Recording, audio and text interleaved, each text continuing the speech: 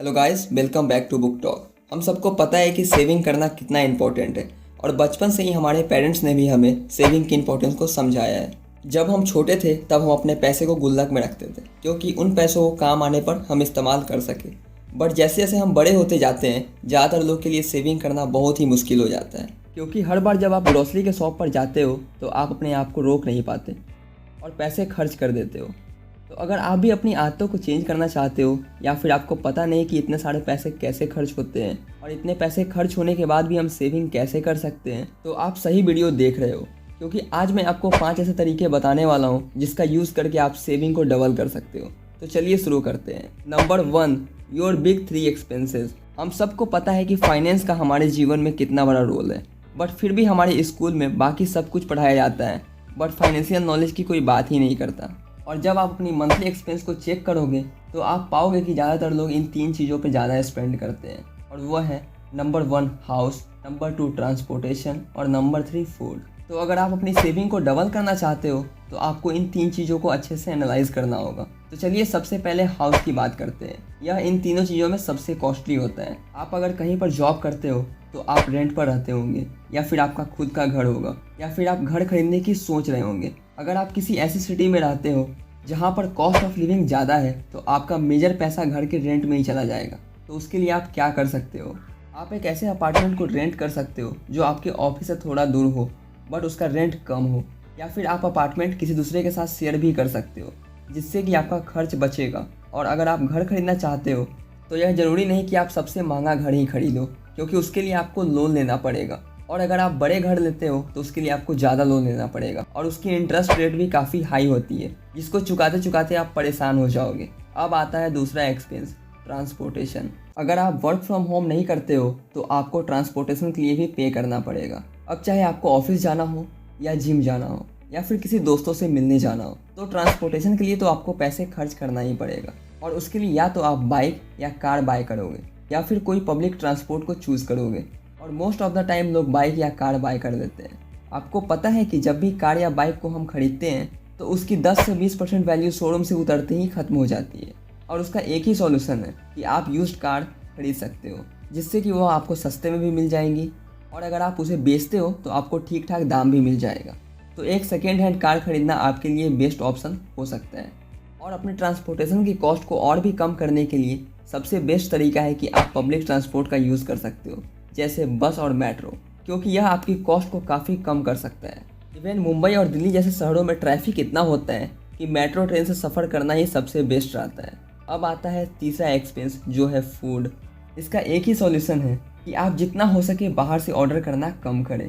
आजकल online food delivery के इतने सारे ऑप्शन आ चुके हैं कि लोग मोस्ट ऑफ द टाइम अपने फूड को ऑनलाइन ही ऑर्डर करते हैं। बट ऐसा करने से यह आपको काफ़ी कॉस्टली भी पड़ सकता है। अब मैं आपको यह नहीं कह रहा हूँ कि आप सब कुछ छोड़ के बिल्कुल कंजूस इंसान ही बन जाओ, अपनी लाइफ को एंजॉय ही ना करो, बट एक लिमिट में जितना हो सकता है आप बाहर से फूड ऑर्डर करना बंद कर दो। यह आपके न केवल पैसे बचाने में मदद करेंगे बल्कि आपकी हेल्थ के लिए भी बेनिफिशियल होगा। नंबर 2, पे योर ऑल हाई इंटरेस्ट डेब्ट। अगर आप अपनी सेविंग को डबल करना चाहते हो तो आपको अपने ऊपर जितने भी हाई इंटरेस्ट लोन हैं उन्हें ख़त्म करना होगा। उनमें क्रेडिट कार्ड काफ़ी ऊपर आता है क्योंकि आजकल हर किसी के पास क्रेडिट कार्ड तो होता ही है और क्रेडिट कार्ड पर आपको 18 से 30% तक के इंटरेस्ट लग सकते हैं। बट क्या आप कभी 18% का रिटर्न किसी भी इन्वेस्टमेंट से ले सकते हो? अगर नहीं तो आपके लिए क्रेडिट कार्ड पर इतना इंटरेस्ट पे करना सही नहीं है।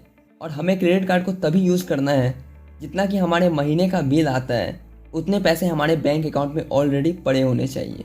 ऐसा नहीं कि इस महीने क्रेडिट कार्ड पर नया मोबाइल खरीद लेते हैं, अगले महीने जब बिल आएगा तब देखा जाएगा, क्योंकि क्रेडिट कार्ड पर लगने वाली लोन्स फीस काफ़ी हाई हो सकती है। और अगर आप अपने सारे लोन्स को ख़त्म करना चाहते हो तो मैंने पहले भी अपने काफ़ी सारे वीडियो में कवर किया है। आपके जितने भी लोन्स हैं उनको उनके इंटरेस्ट रेट के हिसाब से एक ऑर्डर में रखना है। देन आपको सबसे पहले सबसे हाई इंटरेस्ट वाले लोन को चुकाना है और उसके बाद उससे कम इंटरेस्ट रेट और सबसे लास्ट में सबसे छोटे इंटरेस्ट रेट वाले लोन को चुकाना है। ऐसे करके आप अपने सारे लोन को जल्द से जल्द ख़त्म कर सकते हो। यह लोन चुकाने का सबसे बेस्ट तरीका हो सकता है। Number 3, mindful spending. आपके दिमाग में आ रहा होगा कि माइंडफुल स्पेंडिंग आखिर होता क्या है। माइंडफुल स्पेंडिंग का मतलब यह है कि आपको पता होना चाहिए कि आखिर आप पैसे कहाँ कहाँ खर्च कर रहे हो। I will teach you to be rich book के ऑथर रोहित शेट्टी ने इसे कॉन्शियस इन्वेस्टिंग का भी नाम दिया है, जिसमें आप अपने फाइनेंशियल गोल को ध्यान में रखते हुए पैसे को स्पेंड करते हो। आप कोई भी चीज़ बाय करते हो तो आपको पता होता है कि आपने इतने कॉस्टली चीज़ को क्यों खरीदा है, तो फिर आप कोई भी चीज़ पर बिना फालतू का खर्च नहीं करते हो। माइंडफुल स्पेंडिंग में आप केवल शो ऑफ के लिए, दूसरे को दिखाने के लिए चीज़ पर खर्च नहीं करते। वह सारी चीज़ जो आप खरीदते हो वो आपके लाइफ में किसी न किसी तरीके से वैल्यू ऐड करती है, इसलिए आप उन चीज़ों पर खर्च करो जिसे कि खरीदने के बाद आपको कोई भी रिग्रेट फील करने की ज़रूरत ना पड़े। Number 4, setting financial goals. आप अपने फ्यूचर के बारे में क्या सोचते हो? क्या आपको फ्यूचर में घर लेना है? क्या आप अपने एजुकेशन लोन से फ्री होना चाहते हो, या फिर आप कहीं लॉन्ग ट्रिप पर जाना चाहते हो?